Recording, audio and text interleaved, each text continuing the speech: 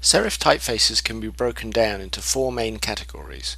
Let's look at them chronologically: Old Style, Transitional, Modern, and Egyptian. As you can see, they look quite different. The letterforms have different characteristics. So let's start to look at those more closely. Let's start with Old Style. Old Style serifs have a limited contrast between the thick and the thin strokes.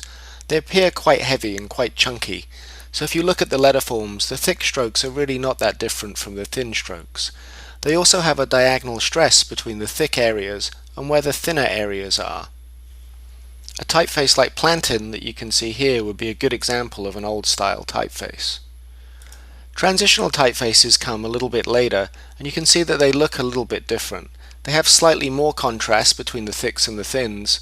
The thins look a lot thinner than Plantin, so the type feels a little bit lighter, a little more airy and delicate.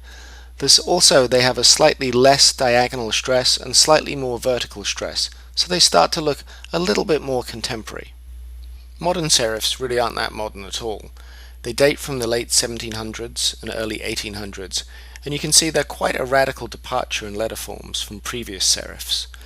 If you look closely, you can see that they have a much straighter serif. There's very little angle to it, but also it's very, very thin. It's almost a hairline serif. You can see there's a lot of contrast between the thick parts of the letterforms and the thin parts of the letterforms. In terms of stress, they're pretty much symmetrical. The last category of serifs that we're going to look at are Egyptians. Egyptians have virtually no contrast between the thick and the thin strokes of the letterform, but also no contrast in weight between the strokes and the serifs. This makes them very, very sturdy and very even. They're also often symmetrical, so there's no stress to the letterform, and they're really a precursor to modern sans serif types. We can break sans serif typefaces down into three major categories. Let's look at them chronologically: grotesque, geometric, and humanist. If we look at grotesque letterforms, these are quite simple letterforms. They're built out of slightly irregular forms with an even stroke. And what this means is the typeface looks very clean and modern like a sans serif, but it still has a little bit of the funkiness and unevenness that we've seen in serif typefaces.